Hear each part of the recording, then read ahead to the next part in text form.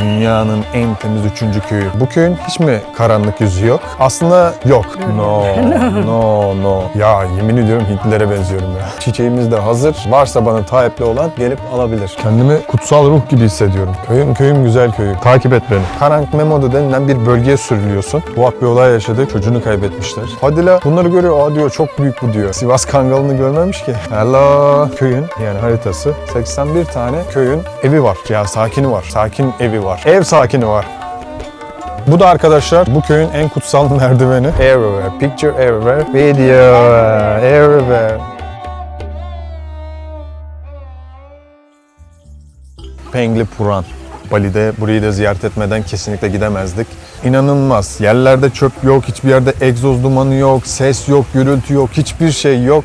Zaten dünyanın en temiz 3. köyü. O yüzden burayı da ziyaret etmek istedim. Bakalım şimdi neler göreceğiz. Hep beraber bir ziyaret edelim içeriği.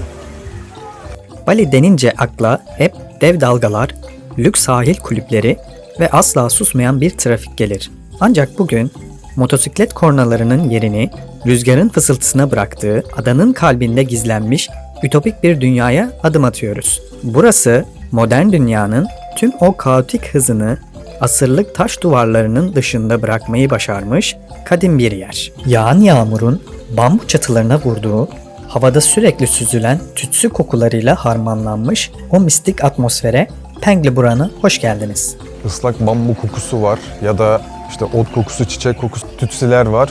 Köyün girişi bile efsane yani şuralar. Tüm her şeyi temiz ya. Gerçekten her şeyi temiz. Bakıyorum da etrafa hani yaprakları bile topluyorlar bazen. O kartpostallardaki, o internetteki görsellerdeki manzarayı görmek istiyorsanız buyurun. İnanılmaz. Şahane. Çok güzel. Fazlasıyla özen gösteriyorlar doğaya ve eserlerine. İnanılmaz derecede sahip çıkıyorlar. Yani tarihine çok sahip çıkıyorlar ve tapınaklarına vesaire olsun doğaya, köylerine, evlerine aşırı derecede sahip çıkıyorlar. Yani arkadaşlar her yerin simetrisini iyi görebilirsiniz. Bakın buradan baktığımda köy boyunca yani bu yol boyunca, köyün ortasındaki yol boyunca devam ediyor. Endonezyalılar boşuna bu şekilde inşa etmemişler. Bu köyün sokaklarında yürürken ilk dikkatinizi çeken şey o kusursuz simetri oluyor. Fark ettiniz mi? Her evin girişi, boyutu ve mimarisi birbirinin tamamen aynısı. Bunun sebebi sadece estetik değil. Bu tek tip kapılar köydeki eşitlik felsefesinin en büyük kanıtı. İçeride yaşayan aile ne kadar zengin veya fakir olursa olsun dışarıdan bakıldığında herkes eşittir. Hiç kimse komşusundan daha büyük ya da daha gösterişli bir kapı inşa edemez. Burayı böyle inşa etmelerinin arkasında bir felsefe var arkadaşlar. Trihita Karana, insan, doğa ve Tanrı arasındaki uyum olarak gösteriliyor. Biz ne kadar düzen, özen ve temizlik açısından bu uyumu sağlayabilirsek Tanrı'ya ulaşmanın en kolay yolunun da bu olduğunu düşünüyorlar arkadaşlar.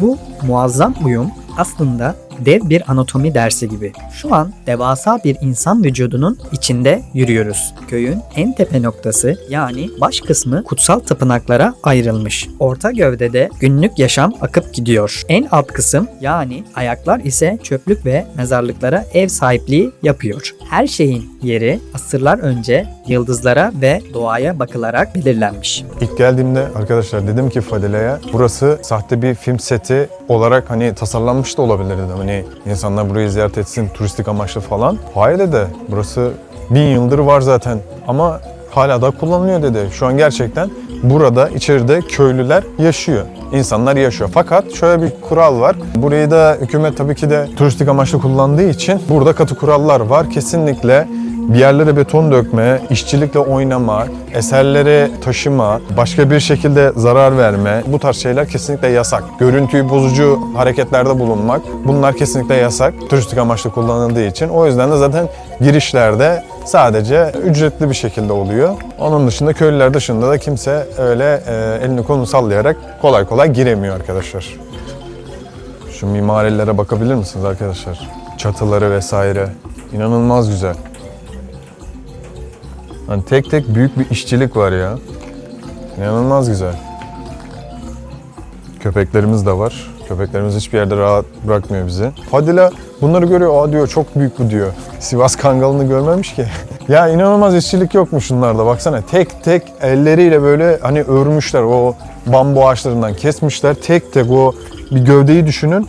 Onu belki bir 4'e 5'e bölmüşler, böyle gelip o oluk gibi böyle araya döşemişler. Çok da böyle makineyle kastettim, şu endüstriyel olarak hani bir şeyle yaptıklarını da düşünmüyorum. Güzel bir şey, bir bilgi vereceğim size. İçeride şimdi 2-3 tane, 3-4 tane falan ev olabiliyor. Aile olabiliyor ayrı ayrı. Fakat onları bir blok düşünün. Burası bir blok gibi aynı. Mesela birinci blok. Mesela birinci blok burası, buradan başlıyor. Böyle bütün blokları bu köyün, bu sınırların içerisinde numaralandırmışlar. Şimdi bu birinci blok.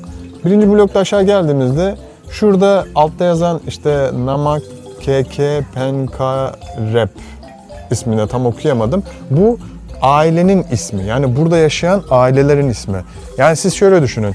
Benim sülalemle ben burada yaşıyorum ama benim sülalem burada yaşıyor. Yani soyadı Köseoğlu olan sülalenin hepsi burada yaşıyor. Mesela onu bloklandırmışlar o şekilde. Burada yaşıyor. Bu aile mesela Köseoğlu ailesi falan diye burada yaşıyor. Kaç tane aile var onu yazıyor bir de burada. Mesela bakın 2 tane aile varmış. Bu da bunun numarası. Yani içeride 2 tane aile var ama 3 tane ev de olabilir. Hani değişebilir. İlla 2 aile var, 2 tane ev olacak diye bir şey yok.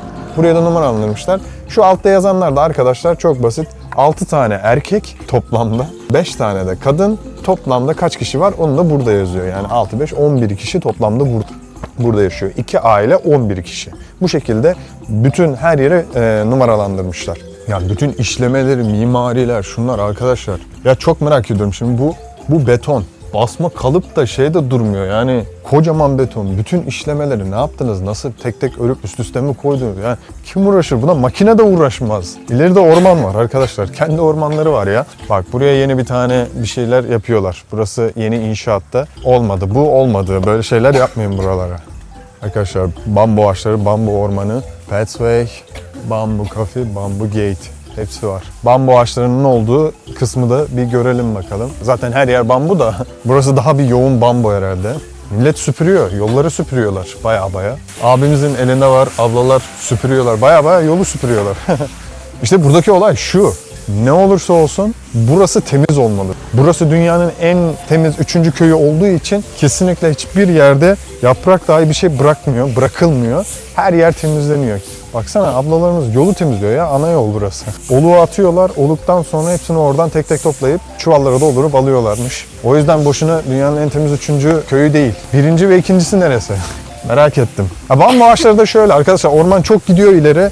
Size tek tek ormanı gezdirmeme gerek yok. Asıl önemli olan köy. Ama bambu ağaçları da burada bildiğiniz gibi. Zaten bildiğiniz gibi. Biliyorsunuz, her zaman biliyorsunuz. Bakın nasıl işleme yapmışlar hep üzerlerine bak.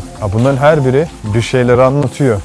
Burada da işledikleri motiflerde arkadaşlar köy halkının genel yaşam tarzını da anlatmaya çalışmışlar. Hasat vesaire bir şeyler yapıyorlar. Burada ekim, hayvancılık var. Burada bir çinicilik var. İşte heykel falan, o tarz şeyleri andırıyor. Köylü bunlarla uğraşıyor.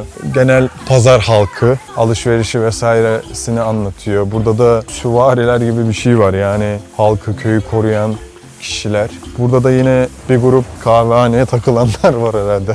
İnşaat sektörü. Arkadaşlar bakın devam ediyormuş. Bu zaten yeni. Bu arada bu duvar tarihi değil. Hani kesinlikle aklınıza gelmesin. Duvar zaten yeni. Ama devam ediyor bakın. Buraları çizmişler. Kazıya kazıya gidiyorlar. Hakikaten buraya kadar kazıyarak gelmişler. Önce çiziyorlar. Sonrasında kazıyorlar. Burası göçmüş.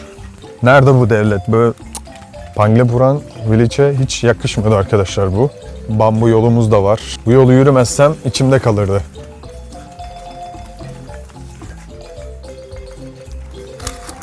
Şemsiye açmadan geçemiyoruz arkadaşlar. Bir de şemsiye açabilsek. Her noktasını, her detayını size anlatmaya çalışıyorum. Yani göstermeye çalışıyorum. Şimdi birazdan bir eve de gireceğiz arkadaşlar. Yani madem insanlar yaşıyor dedik, gelin siz de bir görün. Bakalım insanlar yaşıyor mu? Domuz etini biz İç Java'da görmüyorduk. Çünkü orada Müslüman kesim fazlaydı. Burada Hindu var. Sosis falan yapıyorlar. Bizim sucuğa da benziyor bu arada. Yani sıkıntı olmayacaksa sizin için buyurun gelin. Buyurun gelin dostlar. 2 numaralı ev. Burada 9 tane aile yaşıyor. 16 erkek, 19 tane de kadın. Büyük ihtimal bu 3 tane, geri kalanları çocuk. Hani çocuklar da fazla olan. 3 tane artı çocuk var. Tam olarak anlatmaya çalıştım, anladınız ama 35 kişi de toplamda var orada. Bu arada çok güzel bir zamanda geldik. Ben şimdi yağmurlu diye dezavantaj diyorum ama arkadaşlar kimse yok. Ne güzel biz geziyoruz böyle. Yoksa hani güneşli havada gelip buraya da milletin kalabalığını çekemezdik işte. Hem turist fazla olacaktı. Köy halkı var. Buradalar yani. Hello. Halk, buradakiler köyün halkı yani içeride yaşayanlar, ev sahipleri. Hello. Onlar bizzat satıyorlar. Yani burada genelde işte yiyecekleri, içecekleri vesairedir, kıyafetleri vesaire. Evin sahipleri, evin halkı kendileri satıyorlar. Buraya da gidip aynı şekilde satın alabiliyorsunuz. Buraları kendi evlerinin avlusu aslında. Şu an evlerine girdik, öyle söyleyeyim. Şimdi baktım 9 numaralı yer, 2 aile var. 4 erkek, 6 kadın, 10 kişi var toplamda içeride. Bu kadın da onlardan biri. Ailenin sakinlerinden biri aslında. Şuraya giriyoruz. Bu da gördüğünüz köyün maps'i yani haritası. Her yeri tarif ediyor bize böyle. Bayağı da büyük ya. Kaç tane ev varmış bir bakalım. This is house. What is this? White one. Orange one house, right? Yeah. A white one? Because Yeah, same house. same house. On normal house. The orange one is village, like special house like this area. This is only normal house in Bali. Arkadaşlar turuncu olanlar özel evler. Yani şimdi tam olarak şeye açtıkları. Bazı evleri böyle gezmeye, dolaşmaya, turistlere açmıyorlar. Turuncu olanlar. Turuncuları açıyorlar. Beyazlar daha özel. Oralara girişimiz yok. Toplamda da 81 tane var arkadaşlar. 81 tane bu köyün evi var. Ya sakini var. Sakin evi var. Ev sakini var. Her şeyleri var. Şunların ne olduğunu... Ha bunlar çalgı çenge. Güzel. Bunu Eminönü'nde 5 liraya satarız. Güzel kıyafetler var. Ha. Bu da böyle bir şey yani çalmak isterseniz diye. Ha şunu biliyorum. Bunu güneşe koyuyorlarmış. Biraz daha gerginleşiyormuş, daha şey oluyormuş. Böyle yaptığında daha fazla, daha güzel sesler çıkarıyor imiş. She is living here, right? Yeah. Tinggal di sini, Bu. How old is she? Berapa usianya? 33. She always living in here, in this village, right? All family. Nice. Ablamız burada arkadaşlar 32 yaşında bu arada. Kız kardeşi yaşıyormuş normalde. Kendisi başka bir köyde fakat her gün buraya geliyormuş.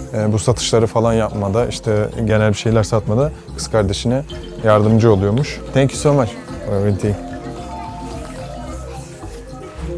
Fadile çok beğendi. Burayı çok beğendi. Did you like this village? Of course. This is the cleanest one in the world. Number 3. Number 3, yes. Arkadaşlar diyor ki Fadila burada ev sahibi olmayı hayal ediyor musun falan diyor. Vallahi hiç hayal edemiyorum. Yani burada bir evim olması inanılmaz bir şey ya. Şurada sabah uyanıyorsun şu manzarayı görüyorsun. Şu manzarayı görüyorsun. İnsan nasıl huzurla da olmaz ya.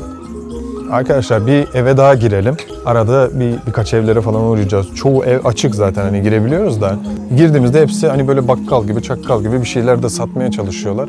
Bakalım burada da 7 aile var bakın. Burası çok daha kalabalık 7 aile ama 15 erkek, 14 de kadın, 29 kişi var. Kaç yapıyor? 28, 7 bir evde aşağı yukarı ortalama 4 çekirdek aile civarı falan var. Benzer şeyler satılıyor arkadaşlar. İşte genel çangı çengi, işte peanutslar, soslu fıstıkları falan. Bu arada bu sos gerçekten lezzetli.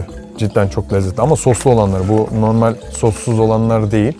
Alkoldür vesairedir onlar da var. Bali Special alkol var. Arkadaşlar bu Bali'nin kendi alkolü. Kendine özgü özel ürettiği bir alkol. Nasıl görünüyoruz? Yine mükemmeliz. Lanet olsun. Çok özel şeyler var ama burada daha özel şeyler var. Fokuslamayalım.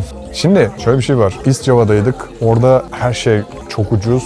Meyveler zaten hani istediğin yerden bulabiliyorsun. Git daldan kopar. Muzu ya biz kilosunu kaça alıyoruz Türkiye'de? Yani muzu alamazsın ya. Çok pahalı. Her şey bedavaydı ama şimdi Bali'ye geldik turistik bölge ve ben çok fazla böyle o tropik meyvelerden, ağaçlardan falan görmüyorum. Sağda sola çok fazla görmedim. Gerçekten görmedim. O yüzden hani muzu bile çok pahalıya satıyorlardı bayağı. Ben mesela dün markette yani öyle ucuza da görmedim. Hani Türkiye'den ucuz. Genel fiyatlamalarda arkadaşlar Türkiye'den ucuz. Buralar ucuz. Bali'de olsa ucuz ama yani şimdi Bali'ye geliyorsun. Şimdi bu kadar tropik bölgenin içerisinde bu şeylere de böyle bir paralarda vermek istemezsin. Kimse istemez. Do you live in here? This village? Yes. Yeah, also nice. How many years you living? Oh, dari dulu Science. He's born, yeah. Nice. Çocuk doğduğundan beridir burada yaşıyormuş. Hiçbir şeye dokundurtmuyorlar bu arada. Yani işçilik, şeyler, işlemeler, her şey olduğunca duruyor burada. Yani burada yaşadıklarının kanıtı. Adam daha yeni kahvaltı yapmış sabah burada. Mutfağı falan vesaire. Şimdi çok da böyle özel odalarını çekmek istemiyoruz ama yaşıyorlar işte arkadaşlar. Yani düşünün burada yaşadığınızı ya. Mükemmel. Bu arada internet var mı acaba? İnternet altyapısı diye bir şey yok burada. Ay iyi. Arkadaşlar artık estetik kalmadı ya. Pazarlama uğruna bu kapitalist sistem lanet olsun. Yani bize müsaade etmiyor ya. İzin vermiyor. Estetik denilen her şey bitti. Her şey sade, tek düze, tek renk. Şimdi inanışlar bitmiyor arkadaşlar. Bu da eğer evinize giriş kapısına veya vesaire bir yerlere astığınızda bunun anlamı güzel rüyalar, güzel anılar, aklınızda güzel anıların canlanması için çağrıştırıcı bir güç diyelim. Ne diyeyim hani öyle bir şey. Zaten her şeyin bir anlamı var onlar için de. Thank you so much. Bali'ye gelirseniz mutlaka ve mutlaka Panglepuran köyünü ziyaret edin arkadaşlar. Biraz uzak. Yani Bali'ye biz konumdan eşleştirdik. Tabii ki de motorla geliyoruz ama 15 kilometre gösteriyordu. Bir anda attı bizi 20 kilometreye. Ve 20 kilometre geldiğim gibi hissetmedim. Ben bir 30 kilometre falan geldiğim gibi hissettim. Bitmiyor. Yani gidiyoruz bitmiyor. Yollar bitmiyor arkadaşlar. Ama yollar güzel bu arada. Yollar kötü değil.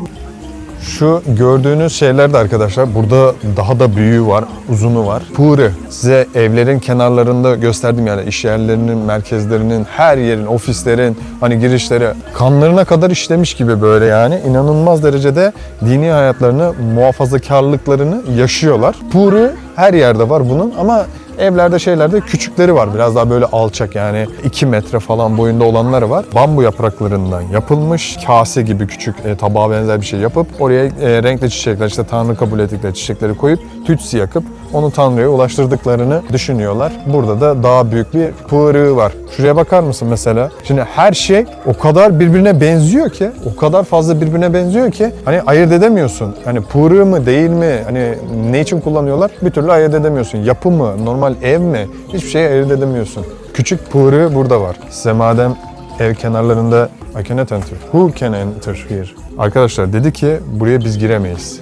Yani pığırığı hani biz de göremeyiz. Burada küçük çiçeklerinden vesaire de koymuşlar. Onlarla dua ediyorlar, dilek diliyorlar vesaire. Bazı yerler bu şekilde kapalı arkadaşlar. Giriş yok. Yani kilit vurulmuş kapıya. Ne olduğunu bilmiyoruz ama içerisi de boş yani. Hani bildiğiniz boş bir avlu. Görevliler geliyor şu an. Bizi bir uyaracaklar gibime geldi. Bakalım. Yani bunlar da niye bağırıyorsa ben anlamadım yani. I saw kids. Sorry, there is a woman. Child. Child. Yes. Yes. With the jacket orange. Walker. Oh, okay. 好，行，谢谢，谢谢。 Tuhaf bir olay yaşadık. Çocuğunu kaybetmişler. Çinli abimizle ablamız. Ya kaybolsun ya bu köyde ne olacak ki çocuğa? Hani ne olabilir? Yetkililer de onu arıyormuş. Ben de bizi uyarmaya geliyorlar falan gibi düşündüm. Bizi niye uyarsınlar zaten? Çocuk kaybolsun ya bırakın bu köyde takılsın ya. Dur bakayım geldi mi? Disket izle. Yani çocuk geldi. Bu. Çocuk mu bu ya? Arkadaşlar dedik ki bu köye geldik madem. Öyle yok. Öyle boş böyle dolaşmak yok. Son ket denilen kostümleri var. Az önce gördüğünüz. Şimdi ablamız da bize çıkarıyor hazırlayacak. Ben giyeceğim. Bir tek. No, satu aja. Satu aja. Sattuvaçça. Bize inşallah güzel bir şey verir. Itu enggak? Hangi renk daha iyi? 75 You bin. can choose which one is which color. Which color for man? Yeah, everything can. This for man, for man. Bir şeyler öner bana. Hangi renk daha güzel olur? Şimdi çok iğrenç durmasın. Cowok celana aja nggak pakai baju. Ada, mau putih, ada ikat kepala. Oh, itu 75.000. Ya, Which one? You can choose. This okay. This okay. Bu artık bunu seçtik. Ne yapalım? 75 bin Endonezya rupisi veriyoruz arkadaşlar. Varın siz hesaplayın ne kadar yapıyor. Sen onu bağlaya dur. You can buy durian here. No. It's okay like that. kalau nanti kalau mau dibeli bisa juga bu. Bunu baştan da giyebilirdik ama tercih etmedim. Hadi gömleğimizi de giyelim. Kutsal köydeyiz. Balinese. Balinese. Yeah. Do you speak Balinese? Not Indonesian. Not Balinese. Indonesian and Balinese different, right? Different. But you understand Indonesian? Sorry. Yani yazın iyi olur bu terleyince alnının terini silmek için. Ya yemin ediyorum Hintlilere benziyorum ya. Am I Indian? I'm look like a Indian. Balinese and Indian different. Arkadaşlar diyor ki sen Balililere benziyorsun. Hindistanlılara benzemiyorsun. Ben hep diyordum bunları giyenler nasıl bu kadar rahat hareket ediyorlar. Adanya nggak make? Saya sekalian. O okey. Arkadaşlar şöyle aynadan bakalım. Çiçeğimiz de hazır. Varsa bana talipli olan gelip alabilir. Kendimi kutsal ruh gibi hissediyorum. Şu an bulabilirim kendime birkaç mürit. Toplayabileceğiz mi köyden? Köyüm güzel köyüm. Takip et beni.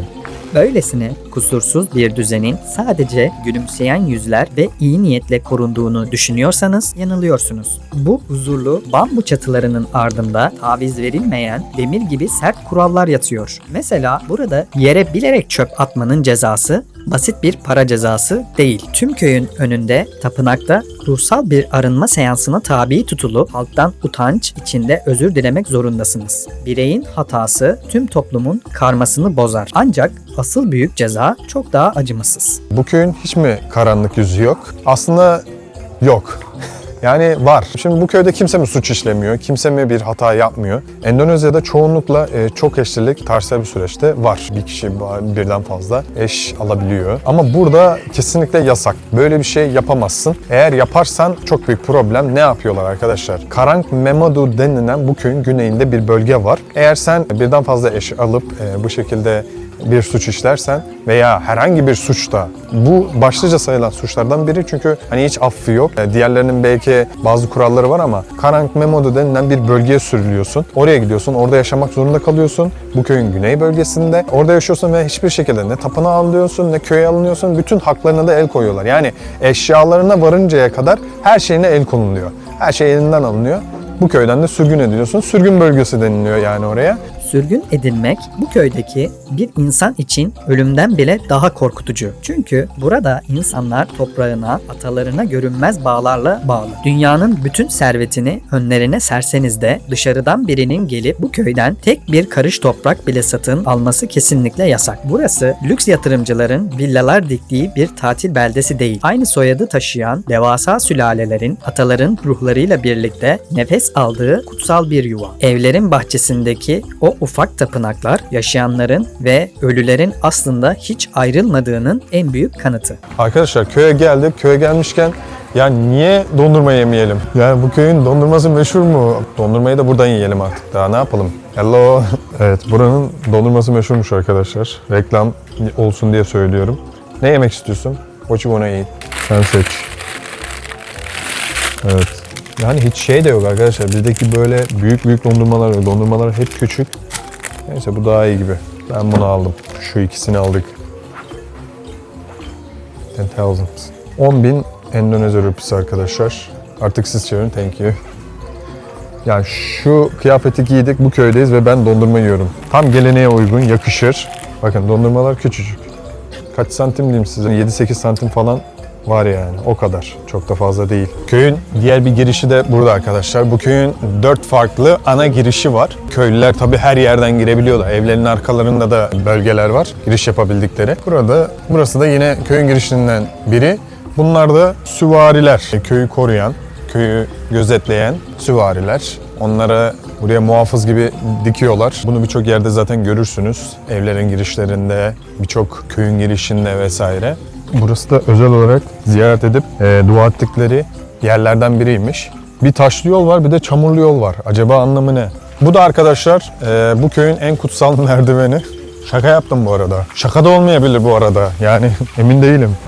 Arkadaşlar size şunu da söylemem gerekir. Burada milyonlarınız var veya milyardersiniz. Geldiniz bu köyden bir ev satın almak istiyorsunuz. Bu kesinlikle mümkün değil arkadaşlar. Böyle bir şey satın alamazsınız. Buraya ne olursa olsun kesinlikle satmıyorlar. Bu köy kendi sakinlerine, köyün kendi sahiplerine ve babadan oğula, nesilden nesile aktarılıyor bu köy ve evler. Kesinlikle buradan satın almak yasak. Zaten devlet burayı koruma altına aldığı için, güvence altına aldığı için kesinlikle böyle bir şeye de müsaade etmiyorlar. Bir de bu köyü baya insan vücudu gibi biraz tasarlamışlar. İnsan anatomisine benzetmişler. Köyün başında orman var. En temiz, en ferah, işte nefes alınabilen, gezilebilen en güzel yer olarak seçiyorlar. Hani biraz kafayı andıran hem de saç gibi. Burası da gövde kısmı. En aşağıda köyün alt tarafında kalan kısımda mezarlıklar ve çöplük var. Biraz da ayağa benzetmişler yani. Bu şekilde tasarlamışlar yani köyün anatomisi aşağı yukarı insan vücuduna benzer bir şekilde tasarlanmış. Arkadaşlar burası nasıl oluyordu bu kadar temiz olabiliyor? Dünyanın 3. en büyük temiz köyü. Bu şekilde başarabiliyorlar. Burayı temizliyorlar. Kesinlikle çöp atmak, kirletmek vesairedir. Bunlar yasak. Yasağın dışında oldu ki çiğnedin diyelim. Bunu cezalandırmanın en büyük yöntemlerinden biri ruhani olarak temple'da, tapınakta toplanıyorlar. Bütün köy halkın önünde özür diliyorsun kirlettiğin için ve bu kötü ruhlardan arındırman için sana bir seans uygulanıyor. Baya bildiğiniz günahlardan arınma seansı gibi düşünebilirsiniz. Temizliği bu şekilde sağlıyorlar aslında, öyle söyleyeyim size. Hello. What? Ah, thank you. No. I tested. I didn't like durian. Ablamız diyor ki durian ister misin? Yani durian'ı kalsın abla. Durian bizlik bir durum değil. Lütfen yapma. Durian bizi bitirdi. Everywhere. Picture everywhere. Video everywhere. Arkadaşlar şimdi yine evlerden birine girdik, bir ablamızın evine. O kıyafeti satın aldığımız ablamızla bir ufak bir röportaj yapalım dedik. Hani soralım. Çünkü yıllardır burada yaşıyor ailesiyle beraber. Şimdi birkaç soru soracağız ona. Kapınızı açtığınız için teşekkür ederiz. Buraya bizi davet ettiniz. Aynı zamanda kıyafetler için de yardımcı oldunuz. Teşekkür ederiz. Öncelikle adınız nedir? Katın. Bu avlunun içerisinde kaç kişi yaşıyorsunuz? Toplamda kaç ailesiniz ve kaç kuşaktır buradasınız? Doğum yılım 65. Birçok insan evinizi ziyaret ediyor, buraya geliyor. Yabancılar çoğunlukla olmak üzere evinize giriyorlar. Siz bu durumdan rahatsız oluyor musunuz yoksa mutlu oluyor musunuz? Çünkü aynı zamanda bazı şeyler de satıyorsunuz. Mutlu olduğumda hiçbir şey beni rahatsız edemez. Bu köyde çok fazla kural olduğunu duydum. Çok katı kurallar var. Kesinlikle herhangi bir şekilde bir yere çivi çakılmıyor. Yeni bir bina yapılmıyor. Siz bu konuda hani tam olarak ne düşünüyorsunuz kurallar hakkında veya diğer konular hakkında? Burada şöyle bir kural var. Eğer poligami yaparsan bunun için herhangi bir ceza almazsın. Kavga edersen de ceza almazsın. Böyle bir kural var. Yani burada yaşamak için böyle kurallara uymak mı gerekiyor? Peki uymazsak? Ve bir yaptırım uygulandı. Evet. Dünyanın en temiz 3. köyünde yaşıyorsunuz. Yani bu büyük bir sorumluluk aslında. Günlük rutininiz ne oluyor burada temizlik konusunda? Burada birbirimize böyle davranmalıyız, anlıyorsun değil mi? Yardımlaşmalıyız, ayda 2 kez temizlik, çim biçme gibi. Bazen bu sessizlikte ve bu yalnızlıkta kendini çok kötü hissediyor musun? Yoksa bu sizi rahatlatıyor mu? Şimdi burası Ramazan ayı, haliyle biraz sakin. Sonra kalabalık olursa o da güzel olur. Ama sakin kalırsa da ne yapalım, normal sayılır. Terima kasih. Köyün sınırlarından yavaşça çıkıp 45 hektarlık o devasa bambu ormanına doğru ilerlerken buranın sırrını daha iyi anlıyorsunuz. Pengle Puran sadece turistlere şov yapmak için kurulmuş, içi boşaltılmış bir film seti değil. O, modern dünyanın hızına, betonlaşmasına ve bitmek bilmeyen tüketim çılgınlığına karşı inatla direnen, kendi kültürünü sevgiyle yaşatan nadir bir kale. Bali'ye gelirseniz sahillerin ötesine geçin. Çünkü bazen dünyanın en iyi manzarası uçsuz bucaksız bir okyanus değil. Yağmur altında kendi sessizliğini koruyan bir bambu köyüdür. Arkadaşlar Pengle Puran köyünde bitirdik. Umarım beğenmişsinizdir videoyu. Abone olun, yorum yapın ve beğen atmayı unutmayın. Güle güle, kendinize iyi bakın.